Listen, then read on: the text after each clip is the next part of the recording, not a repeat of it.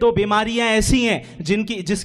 کی نشاندہی آپ صلی اللہ علیہ وسلم نے خود فرما دی۔ آپ صلی اللہ علیہ وسلم نے صاف صاف بیان کر دیا کہ کن دو بیماریوں کے نتیجے میں امت کا یہ حال ہوگا، اور بیماریوں کی طرف اشارہ کرنے کا مقصد اس کے علاج کو بتانا ہے۔ لہٰذا اگر تمہیں ترقی واپس چاہیے، عروج واپس چاہیے، تمہیں پستی سے بلندی کی طرف واپس جانا ہے، تو